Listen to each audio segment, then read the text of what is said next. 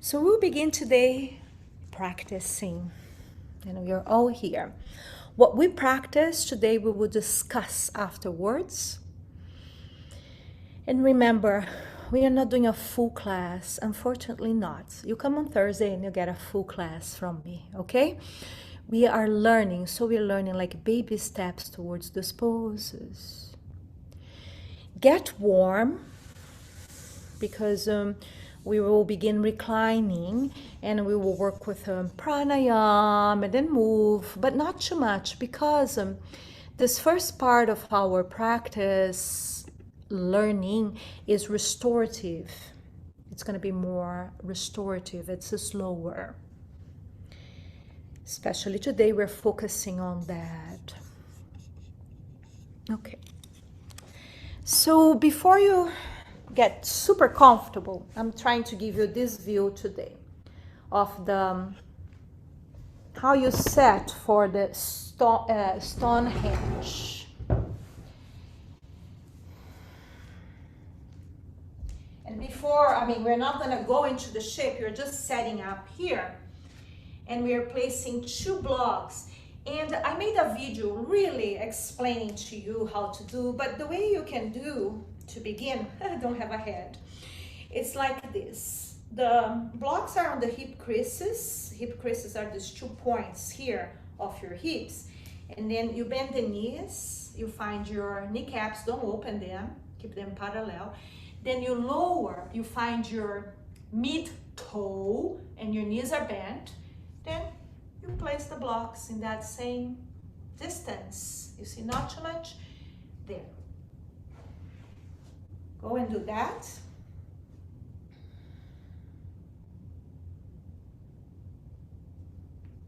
And I'm facing you because, just for now, because I want to give you this view.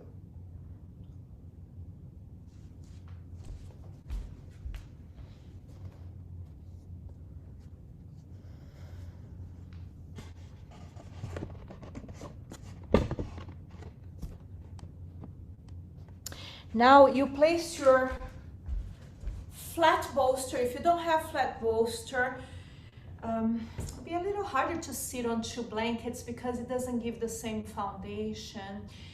But if that's all that you have for now, if you have, that is,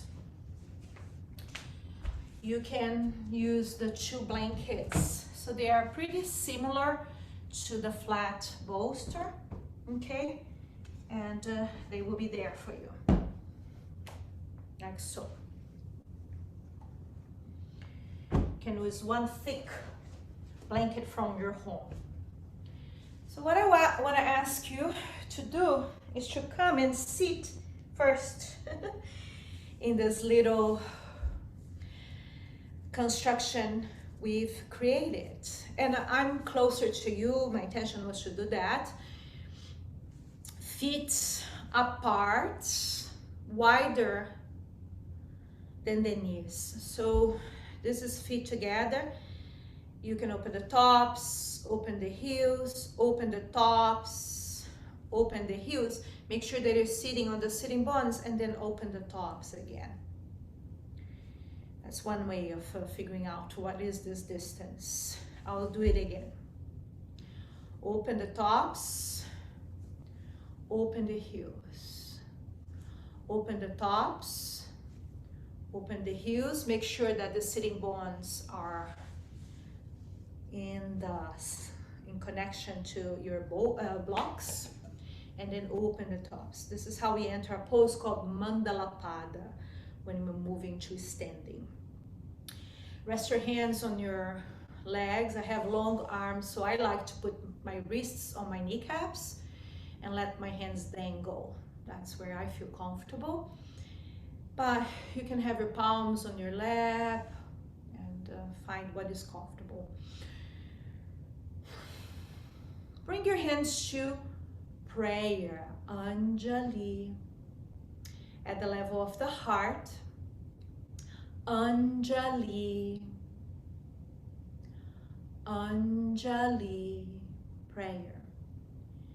And today we will open our class saying this greeting, welcoming word. Namaste. And when you say namaste, it is a greeting. You don't close your yoga class with namaste. Namaste is a hello. It's not a goodbye. Okay, namaste, namaskar, namaste stu. There are so many variations. Is a greeting. So you can, if you wish, welcome your student with namaste. And I personally like to move my hands forward, so that prayer is moving towards the person I'm greeting, and I like to bow my head. But this is just what I do. You can see what is authentic for you. You don't need to say namaste. You can just say, welcome everybody. Okay? So for now, from my heart, I greet you and welcome you to your yoga practice. Namaste. Please bring your prayer to your forehead, and your chin is slightly down, and you're resting your forehead gently, gently resting your forehead towards your hands, and your hands towards your foreheads, and feeling that space between and above your eyebrows, your Ajna chakra, Ajna chakra, Ajna chakra, your third eye. Looking into this place of insight, place where some will say is a place of refuge in yoga. When you need, shut your eyes to the outer world and look deeper inside. And this place of insight is like a lighthouse for a yogin. Now take a deep in-breath. It's from belly up to diaphragm, lungs. And then as you exhale, lift your head and point your Anjali to the earth. It goes from your forehead to your earth, to the earth. And now we're going to bring our hands to that Chaturhasta. The thumb comes to the base of the ring finger. The three fingers, central fingers pointing out, and the little finger up. Lean forward with reverence, touch the earth, feel also your feet on the earth, asking permission to the earth to begin your practice. Then bring her wisdom to your eyes. The earth, Bhumi Devi, is a goddess. Let's do that again, just to practice. So you also open a little bit your back when you do so, feet on the earth, touch Bhumi Devi, an avatar of Lakshmi Devi, the goddess of abundance. Then bring her light, intelligence, wisdom, benevolence, and bountifulness to your eyes. Thank you. And then release the hands. So this position that you are taking right now, it's a supported, 100% supported Malasana. Your hips are higher and it's fine, and it's a really great position to sit for meditation.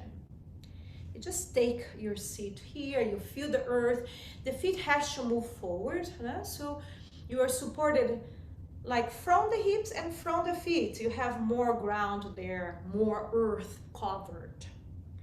And I said, when you stand, this pose is called Mandala Pada. So when you open from 0 to 1, 2, 3, 4, 5, that is Mandala Pada. It's not Mandala, although some people will say, and you don't need to correct others, but I urge you to say correctly. Sometimes you want to fit in, and then you will say things to fit in. It's your choice, but you have the knowledge, okay? Mandala. Like the song I recorded for you that are training with me in the Mother Goddess Yoga, it's Mandala, the mandala of mothers, okay? So Mandala Pada distance, because it's a little more than your Malasana, but you can also sit in Malasana like so, okay? Okay, just gathering all that information. Now here, actually, please interlace your fingers. You can connect your thumbs and bring your hands to your belly. Sit upright.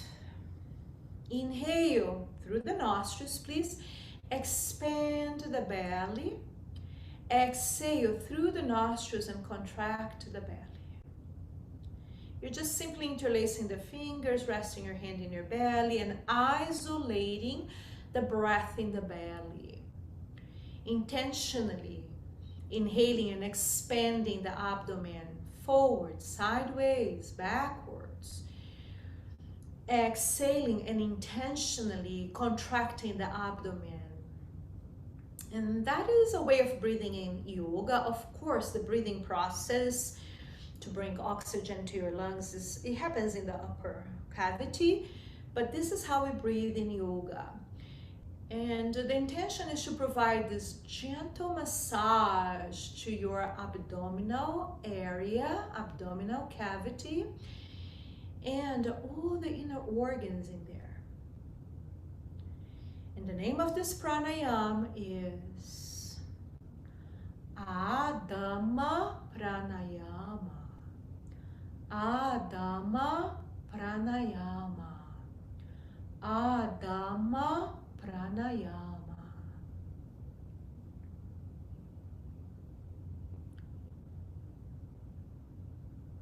Thank you. So, from your belly, take a deep in breath all the way up. Stretch your arms towards me. Then exhale, bend your right elbow. Stretch your left wrist. Breath in between always. Then inhale, stretch both wrists. Exhale, bend your left elbow and stretch your right wrist. Breath in between. Then inhale here, exhale. Release the hands and then switch the clasp. Have the other thumb on top. Connect to the thumbs. Bring the hands to the floating ribs. Floating ribs. The ribs, they are 12. They are connected to the thoracic spine in the back body. And part of those ribs are connected to the sternum in the front body. Then there is this floating ribs here. They just float. Not attached to anything. So they stick out a little bit. And right in this area, there is the solar plexus, Manipura chakra. And above the Manipura chakra, navel chakra, the solar plexus.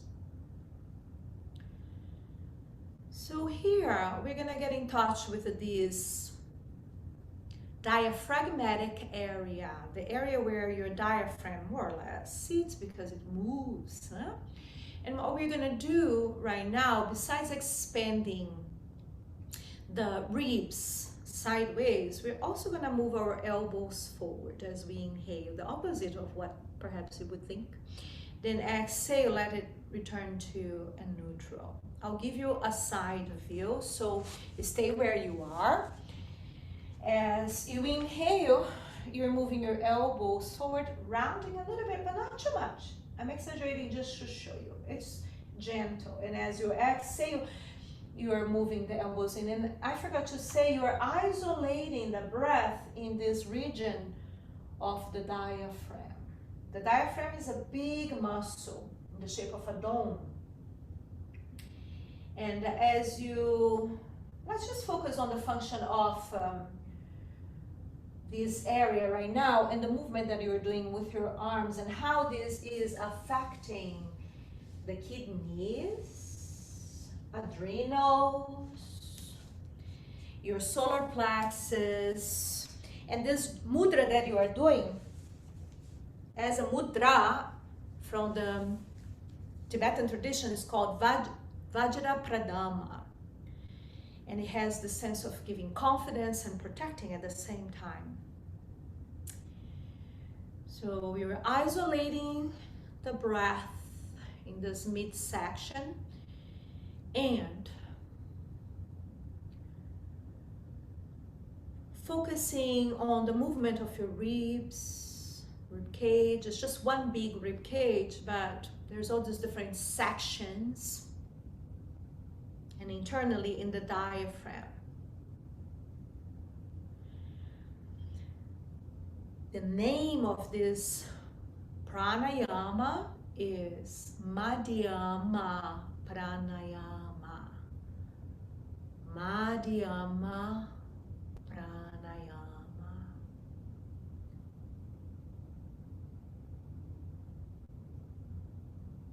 Thank you.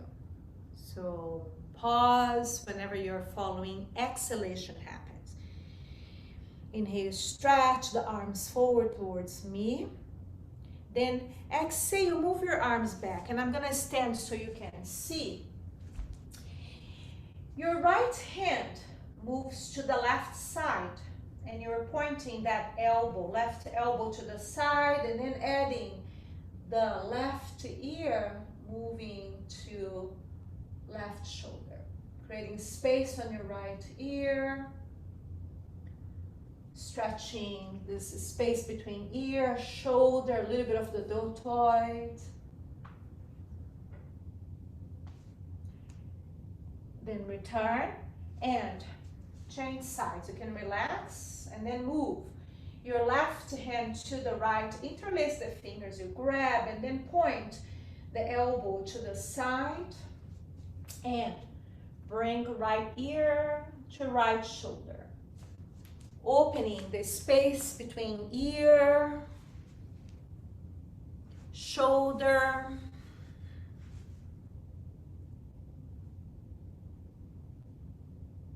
relaxing, shoulder down, back. Then return, roll the shoulders back, and finally interlace the fingers, the original clasp, and bring your hands to your chest.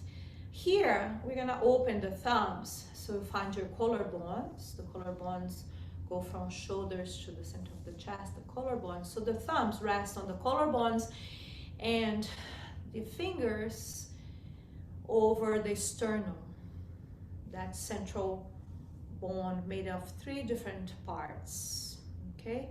Kyphosis process, the body of the sternum and the handle of the sternum. Looks like a little knife. So here you are isolating the breath in the upper part of your body. And I'll say the name, Uttama Pranayama. Uttama Pranayama. Uttama Pranayama. This is the most common way of breathing. And you are inhaling and moving the chest, the muscles of the chest towards your hands, and then exhaling, contracting. It does affect your shoulders a little bit. That's why I was doing that little stretching to open more your shoulder, your neck.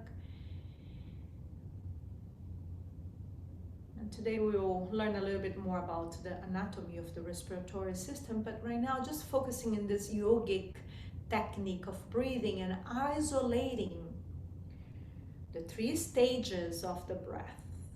Now we are in the 3rd stage, which is the upper Uttama Pranayama. That's easy, that's common. We'll do it shorter, okay? Now, connecting abdomen, diaphragm, lungs, inhale, then exhale, lungs, diaphragm, abdomen. Breathe through the nostrils. You have in the nostrils these little hairs, and these hairs, they support with purifying what is going in your body. Along the trachea, you also have some of these little hairs protect the lungs. So breathing, and also there's a way of breathing through the nostrils that warms up the air, humidifies it. And when you breathe through the nostrils, you are activating Agnya chakra. So I sing silence, although there is so many little caves there and areas that may create a sound. You may hear it, but it's not in the throat. That is a different pranayama. You're inhaling prana kriya, that's how I call here in our school.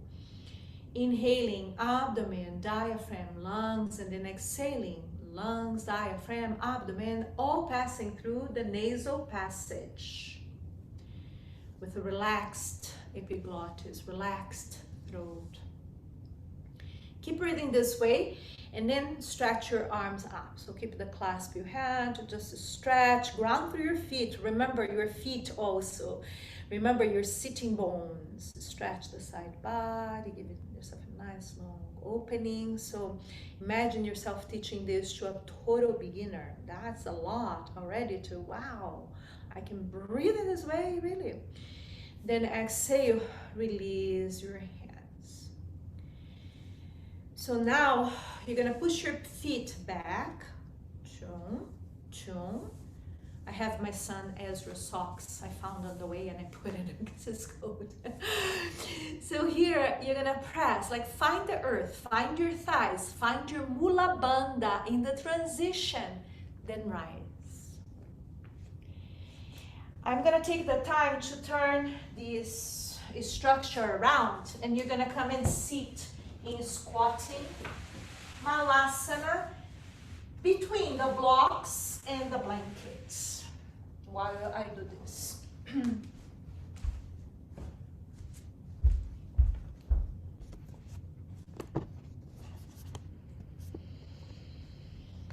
So here, if it's possible, how do you enter malasana? You can enter as in choke. 0, open the tops. 1, 2, 3.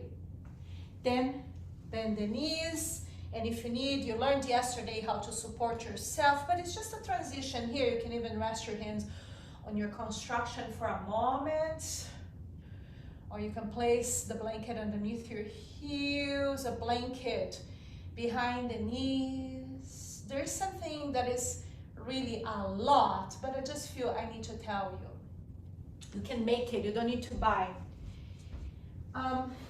There's something called the pranayama cushion, okay? And it's actually really wonderful for squatting or placing under your heels. And it's something you just move about as you do, okay? But you don't need to have that. Some of the yoga studios I worked for, they closed and I got a few extra props. I would not have bought this, but it actually is wonderful. Okay. Now we sit on the floor, and if you have your blankets beneath your heels or behind the knees in malasana. Mala is a garland. We call it squatting pose, but it's the garland pose. It's really beautiful. So then, if you have the props, move, otherwise come to sitting, and then you open your feet, scooch forward. Scooch forward enough, your hands coming out. We've done this pose and we learned by repetition. Scooch forward enough that you can place calf on the block. Calf on the block. I need to let someone in, so stay there. Feel that pressure of your calves on the block, because it's very common that you will have perhaps your students putting too much space between the blocks, and then there is no support. So make sure that you have this, and even just move your legs a little bit, relax. This is a great thing to do because we're often contracting the muscles. You can rotate your feet in one way, the other, shake again. Then your fingers are out. Pick up the body, move the hips forward, bend the elbows, bring maybe forearms down, adjust a little bit more. Sacrum is on the earth and the feet ideally lower than the knees, a little bit. Then once you have all set, open your elbows to the sides, grab the blanket, and we did this yesterday also. Lift your head with the blanket, point your elbow up. Feel the opening on the kidneys in the back, and kidneys are connected to adrenals. So relaxing the kidneys towards the earth, and then bringing the head down and having your elbows in alignment with your shoulders, the palms up in this trident, trishula-like shape. And for a moment, resting and observing the natural flow of the breath. We're not going to stay as long today here. And I'm going to go through the basic principle of Yoga Nidra, a basic technique of Yoga Nidra, where you invite your students to rest from feet to crown. And I'm doing that for you. Please bring your attention to your feet and rest your toes. The soles of your feet, your heels, the tops of your feet. Send a command with your mind to your feet to relax. And bring your attention to the ankles. Relax the ankles. Please relax the calves, legs, knees. Bring your loving attention to your thighs, relaxing and inviting this group of muscles to melt.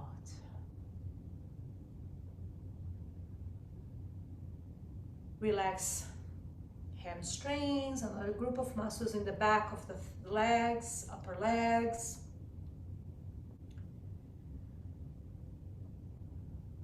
Begin to feel your thighs getting heavy, your hamstrings melting towards the earth.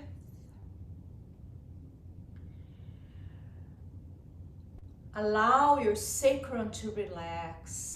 This triangle bone, upside down triangle bone at the base of your spine. Relax your gluteus, the muscles of your gluteus. Your hips, feeling very heavy right now. Soften the muscles of your abdominal area, and then relax your hip flexors, your groins, genitals. Relax a little bit more your abdominal area, and then notice the back body, your lumbar spine, your lower back. Relax towards the earth in the shape that you are, Stonehenge. You're able to round perhaps a little bit more and relax a little bit more the organs towards the back body.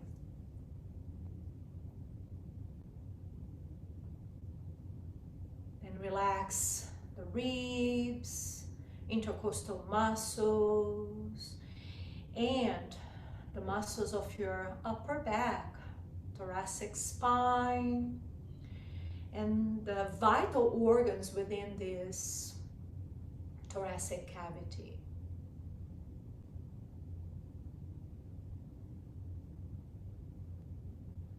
Relax the shoulders, arms, elbows, the ligaments in that area, forearms, wrists, the ligaments between your forearm and hands. Relax your palms and each one of your fingers.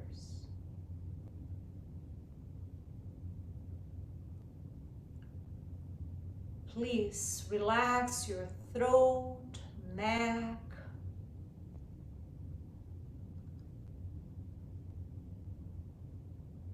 vocal cords.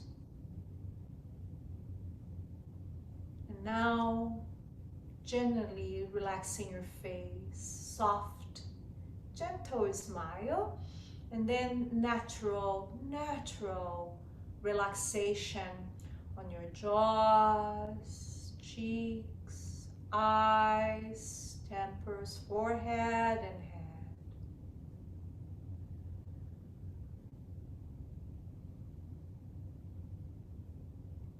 With your body relaxed, empty first, exhale. There is an effort, like I said yesterday, towards exhalation. That doesn't happen when you inhale. When you inhale, it's a little more natural. Breathe in prana kriya, yogic breath. Keep your left leg really heavy, and when you inhale next, just embrace your right leg. Bring the right knee towards your chest. You're still relaxing, but the breath is active now. The body is heavy, and you're bringing the right knee towards the chest. We're connecting to this quality of tamas, this energy of tamas. Sometimes in order to relax, we need to move a little bit, and that's very small, okay, that we're gonna do. Now, as you inhale next, stretch a little bit your right leg, but not all the way. You can even hold the back of the leg and then just roll the foot in one direction, rotate, then rotate the foot in the opposite direction. Thank you. Bring your right, pause the motion, bring your right hand to the back of the right knee, and bring that knee towards the armpit. That's all that you're gonna do. Keep the left leg really heavy, resting. So we're doing this pose from this idea of resting versus engaging. And we're doing this Ananda Balasana 1. Just bringing the hand behind the knee to the armpit. Then move the knee forward. The knee is in alignment with your hip. And just move that right knee, cross it over the left a little bit, so you're stretching gluteal. You can even bring right hand if your arm is long to the gluteal, IT band between the gluteal and the outer knee. So gluteus, there's a group of muscles there, and then IT band. Again, gluteus, circular motion, IT band, just massage a little bit. Then return and place that right leg over the bolster, over the block. Lift the hips, slide your tail forward, replace your head on your blanket. And then keep breathing in prana kriya. Inhalation followed by exhalation. And bring your left knee towards your chest. Hug, try to have the other clasp, the other thumb on top. Hug the knee, bringing as close up as possible. Yesterday when we were learning about compression, bones touching, like arriving to this point of being bone to bone. So this is one of the places we can feel compression. So you pause because there is nowhere else to go.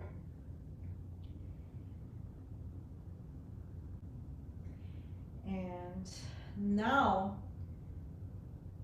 bring your hands to the back of the left leg. Stretch, but not all the way. You can, but don't. Then bring your attention to the joint, the foot ankle joint. You spent a lot of time putting pressure in this joint, putting weight in this joint. So you're just adoring this joint right now, bringing juice, love juice to the area that you're working. Thank you. Now, your left hand comes to the inner knee. Grab there, okay? Open the knee out a little bit, nothing extreme. And then bring the left knee towards the armpit, which means it's no longer pressing in the obliques. I talk about the obliques and rectus abdominis in the video I made with the same pose. So I'm focusing on different things right now. We have variations. And this is a wonderful way of doing Ananda Balasana. Not too much, not too little. Now you moved towards the bone. Move away from the bones. Okay, you have to do that. You're cranking it up. Let it be a little more natural, and then align the knee to the hip. Align the knee to the hip. Your right hand comes to the outer left knee, and you are bringing the knee to the side. It's not a twisting on the spine. It's just a way of stretching, gently stretching. Glúteo, IT band. Again, make it circular. Glúteo. And then run the hand in that big band of tissue on the left. This area gets very tense. Do once more. Glúteo, IT band. So it's not a twisting on the spine. It's a way of feeling this muscle. Then return and rest heavy left leg over this construction. Square the hips, replace your head on your blankets. Now we're gonna stretch the legs up to come to Viparita Karani, inverted pose. Right leg up, left leg up. If you need, you can hold your pants. If you are wearing longer pants, you can hold your pants. You can microbend the knees so you can feel the sacrum touching the earth. You can bring your hands to the backs of the knees or your hands to the floor. Stretch the legs, but don't overstretch. Notice, oh, that's the ligament. I'm gonna bend a little bit, soften in the abdomen. The rays of the sun are right in my abdomen right now. So, I would like for you to notice if you're crunching your belly. If you are, then move the feet away from your belly and bend the knees. If you're crunching, you don't want to crunch right now. You want the abdominal cavity to be a little more open. You can even bring the hands to the abdominal cavity if it's comfortable. If you need to be holding the legs, don't. And we will do this pose against the wall as well. Okay? But right now we're just holding it here. It's a semi-inversion. Legs up in the air, resting, supporting this restful purpose of bringing the blood from the extremity to the belly.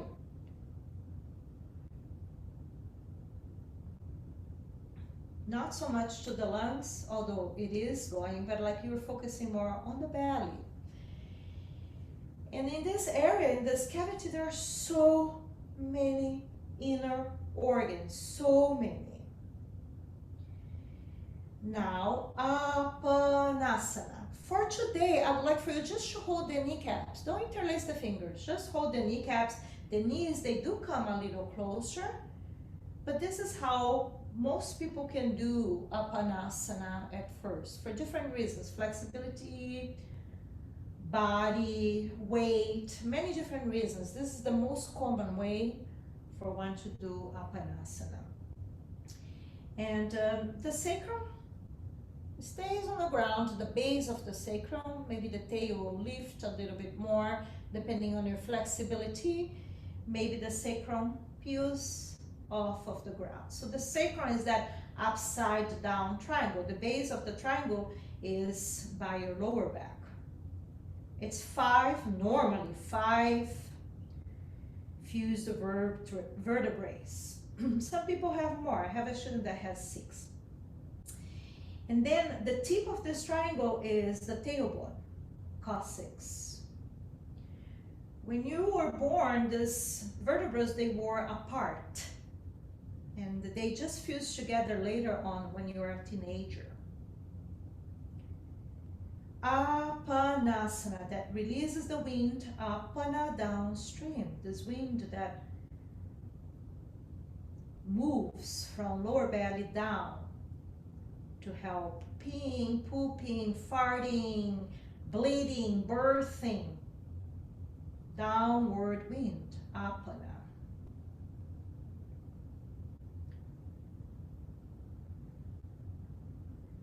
Okay, now lay on your side, any side. You can bring your hand under your head for a moment.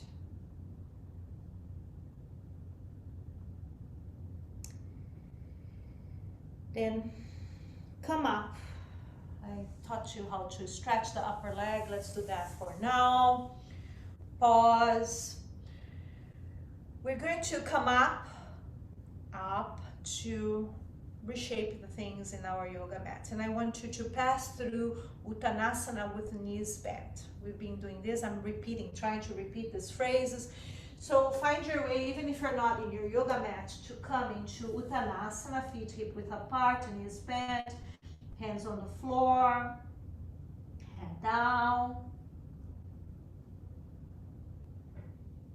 Then chin to the chest, exhale. Now inhale, lift your head, come into this Guhasana, cave pose. Engage your Mula Bandha, and then leading with your beautiful heart and with this back bend, you rise to a standing pose. Now we are going to open the blanket a little bit more. Take your time. I'm always going to be a little bit ahead so you can see. And place it, spilling off the edges. The bolster will be connected to the blanket, and you don't need the blocks.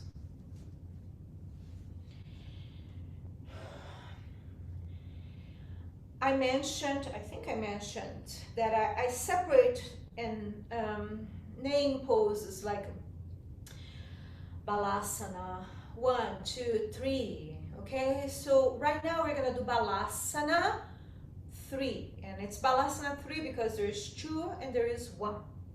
We did 1 yesterday, knees and feet together. That's Balasana 1. Now we're gonna do Balasana 3.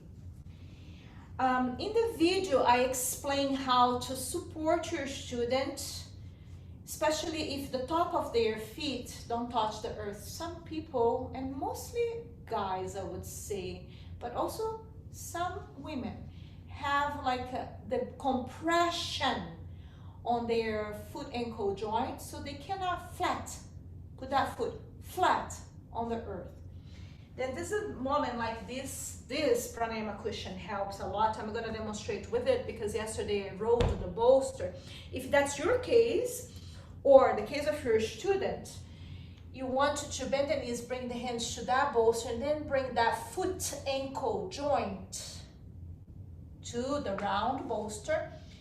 Bring big toes to touch, knees open, and then you can sit much easier on this. And the idea is to open the knees so you have that extra pad, and if you don't have the need for that, if you can press easily the tops of your feet on the floor and sit back, you can do that. If you need a blanket behind the knees, you can do it folded behind the knees, okay? Maybe just this much will make a difference for you. Now, I'm gonna face you, so I'm gonna turn. The knees are wider, and then this bolster comes to your groins, inner legs, groins. Okay, here are hip flexors, here are your groins, inner legs. So you bring it into the groins. Then you're gonna find your floating ribs. Oh yeah, sticks out a little bit. For more people, for some more than others. You're gonna place your floating ribs on the bolster, open your arms to the side in that trident, and place left cheek down.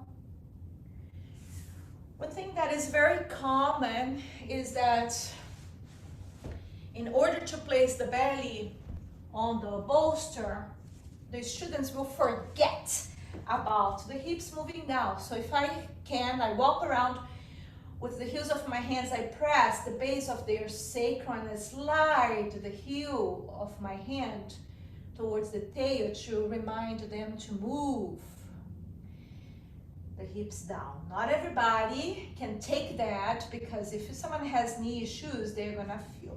But you can do it very gently, and then maybe a little stronger, and then a little more firmer. Okay, now just simply lift your head and turn the other side of your face. Elbows are spreading away from the heart, and you're opening the back of the heart and opening the kidneys. So there's this nice pressure, all these restorative poses, they use the props or things that can support you to relax and also provide a pressure, acupressure, massaging in specific parts of your body. When you have your sympathetic nerve system really activated for some reason, you really have to get up and go, get up and fight, run. You activate excessively perhaps the adrenals and creates tension in the kidneys. So with this, you're providing this nice opening in your kidneys. Then lift your head again and change sides once more. Just rest. The neck will want that movement, and you will feel the difference between sides. And you're getting this nice stretch, I think it's nice, between the ear and the top of the cervical spine. The bottom of the cervical spine. Cervical spine has 7 vertebrae. So we're talking about sacrum, 5, most common 5 vertebrae. The top cervical spine, 7 vertebrae. I don't remember if I said turn the other side of your face. I think we have one more to go to compensate. So make that motion. The 2 first vertebrae that are closer to the base of the brain, the skull. The first one is called atlas. The second one is called axis. They play this role of looking into the world, exploring, and rotating, that giving you direction. Then in the 7th cervical spine, there is a little bump, you know, where cervical meets thoracic. It's a little thicker. Then you have 12 thoracic spines. Lift your head, stay here halfway up, halfway down. I'd like for you to actually do a back bend. So you're pressing your palms on the floor, stretching the elbows, back bending, just opening a little bit the upper body. And then bring your chin down. Check it out, the mobility of the cervical spine. It's really mobile. You're moving up and down. So remember 7, 1 is on the top, 7 is at the bottom where it meets the cervical spine, the thoracic spine, sorry.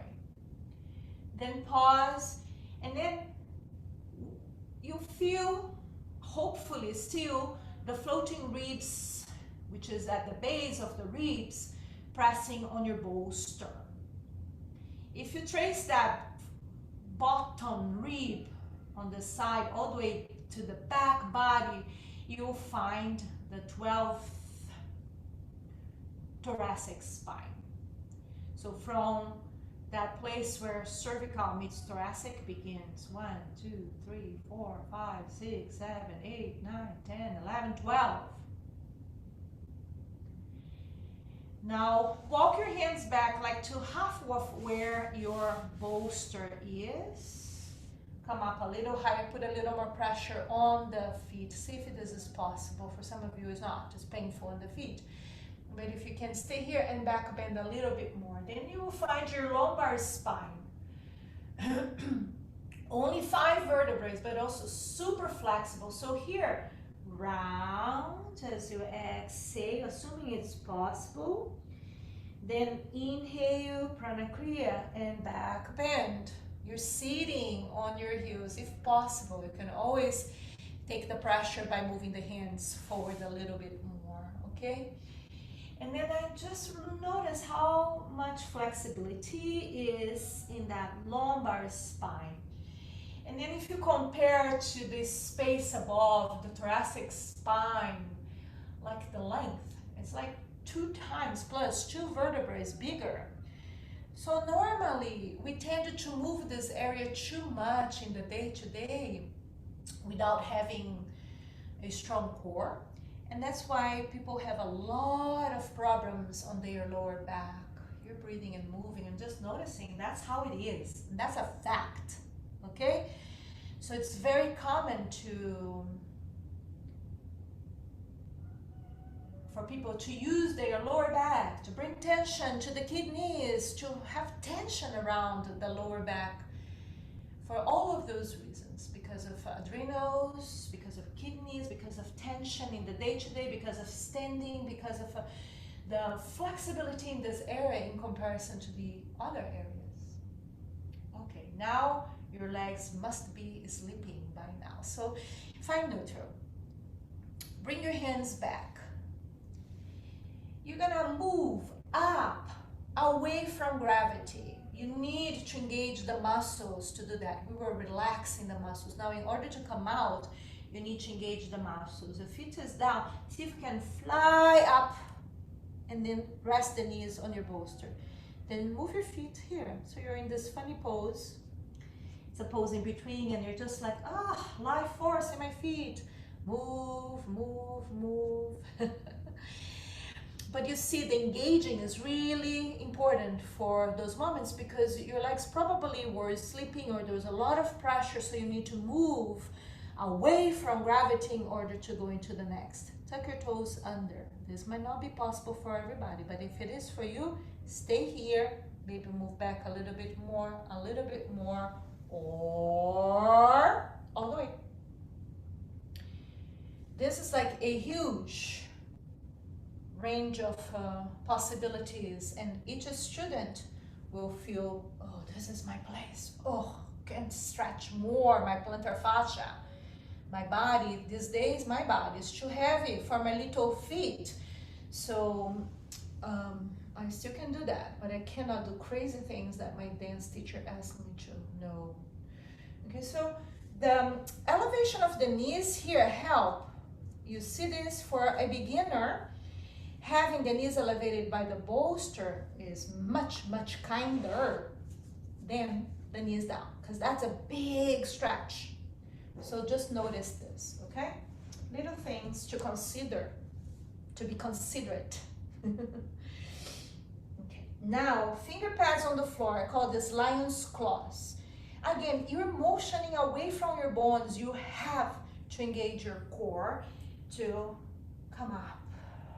Then separate your feet like hip width apart. This has been our transition. It's a great transition for people to come from sitting to standing. So you pause there with the knees bent, let go of the weight of the head.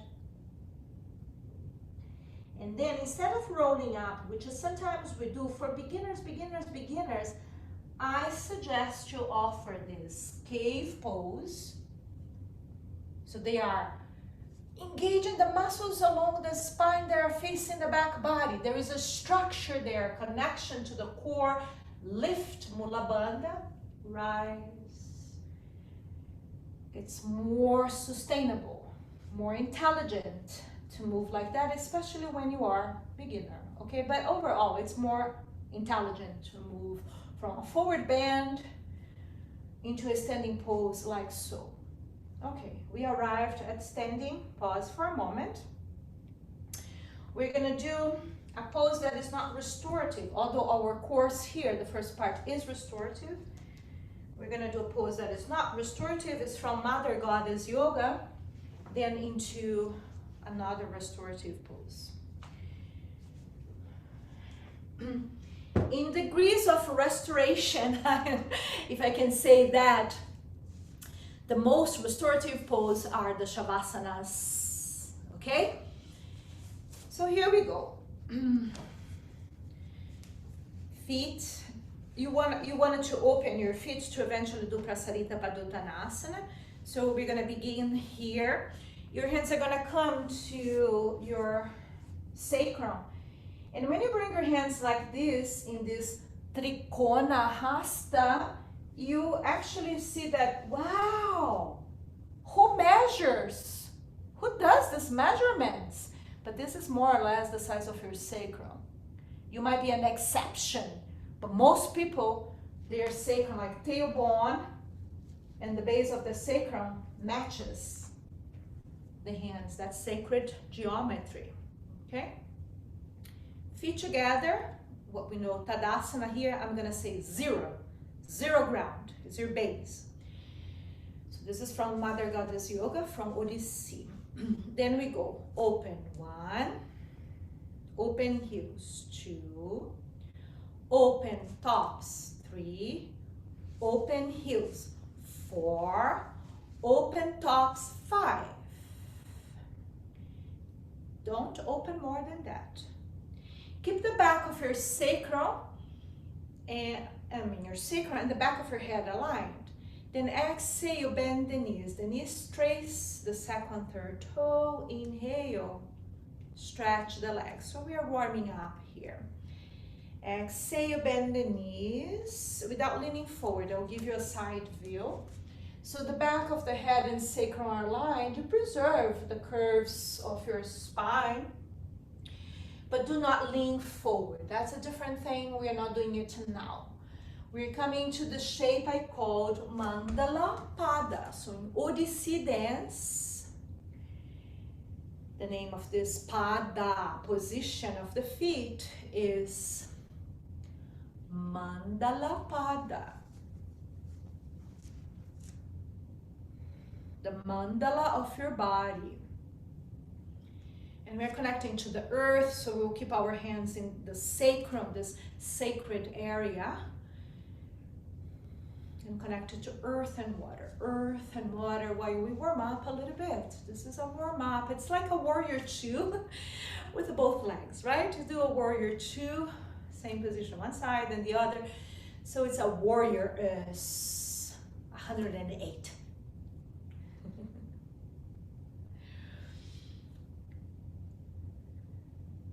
So next time you exhale, hold Mandala Pada. Transfer your hands to the upside down triangle by your navel. The fire element resides more or less in the body, in the Manipura chakra. Of course, it flows in different areas, but the location of the fire element is in the belly.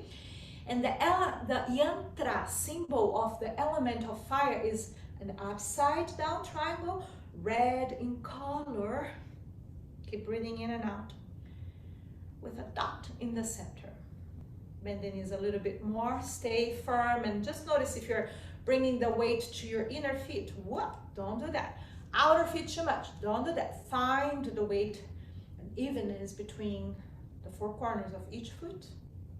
Lift your Mula Bandha. Inhale, stretch the legs. Bring your hands to your eyes, and the hands will be with the fingers together. And when I do that, I also like to make a little shallow bowl. It's a hasta I use a lot for Reiki also. So just bring your hands to your eyes, cover your eyes, and stay in the position you had, and you become this mountain, this tall mountain. The peak of the mountain is your crown, but right now the energy, the heat, the fire moves up to your eyes. When the element of fire is awakened in the body, sight is awakened, the sense of sight. So we come back to this third eye.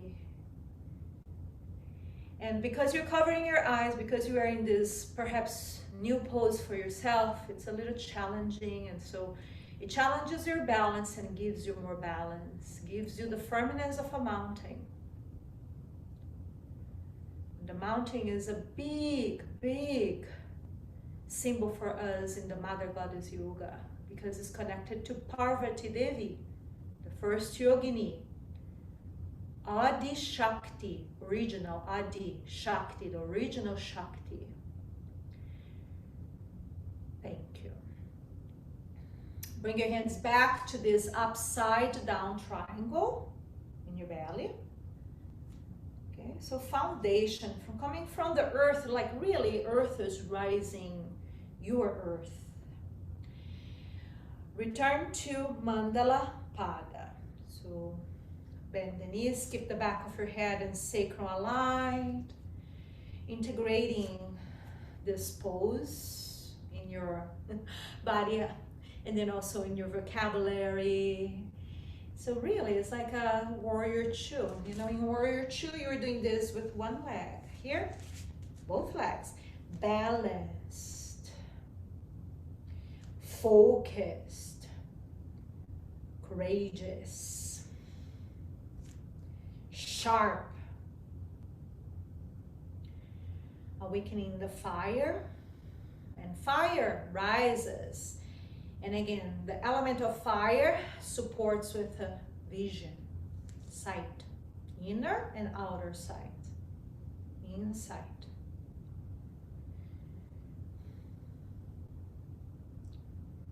And inhale, stretch the legs, carry your hands to cover your eyes again. Now you know.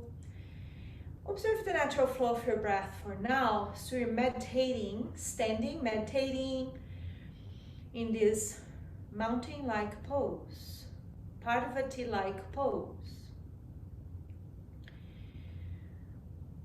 Mountains, they teach us about firmness. So winter comes, covers it with ice and other things, winter goes. Spring comes, flowers grow and other joys happen in the mountain. Spring goes. Summer comes, summer goes. Autumn comes, autumn goes, and the mountain is still. The surface is affected, but the mountain is still. So the mountain teaches us about firmness, focus, stability. Thank you. Release your hands. From here, so you went 5 to 6.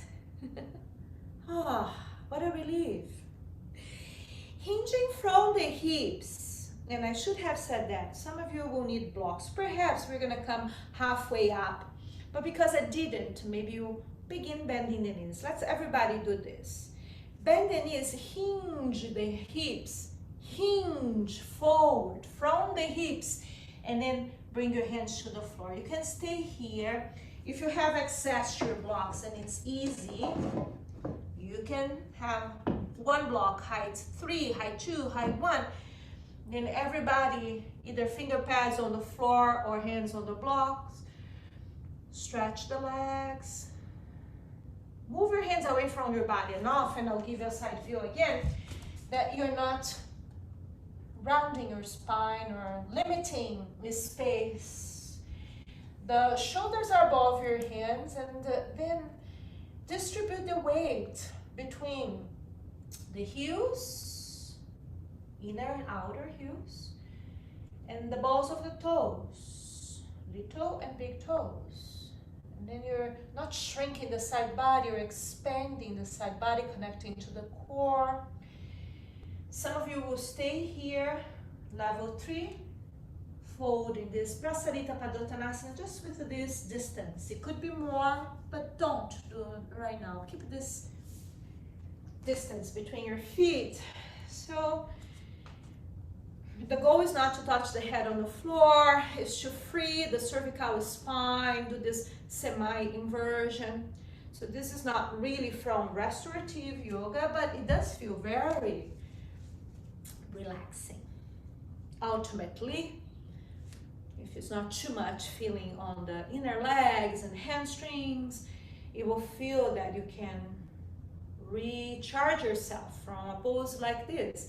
And it's balanced, so you don't need to work on the right and then the left. It's bringing the sense of equilibrium as you relax in the shape.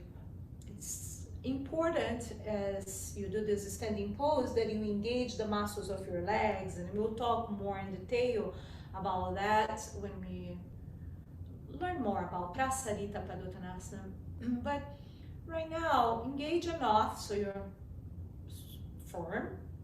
We prepared by doing the Mandala Pada, firming the legs, so now a little warmer. You can hinge from the hips and enjoy this semi-inversion. This is a semi-inversion. And you're still in the pose, sorry. I'm letting you enjoy the benefits of this semi-inversion. Brighten your brain.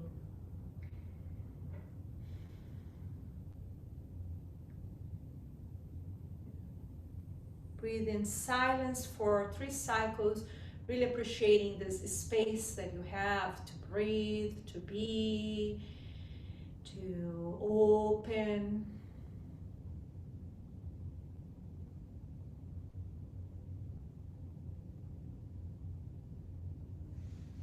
Thank you. Now from where you are, come up halfway, and it would be very nice perhaps to bend the knees. That's a really good thing to do. Why don't we do that instead of just cranking and overusing your ligaments? Bend the knees, open the chest. Actually, please do so. Then bring the hands to the thighs. Point your elbows back. Don't over open your floating ribs, okay? Then rise, leading with your beautiful heart. And here we go. 6, 5, 4, 3, 2, 1, 0. This is just an addition for now for you. Inhale, right arm up. Exhale, side bend. Just looking forward, vanilla. Then return, side bend to the opposite direction. I say vanilla when it's just looking forward, nothing fancy.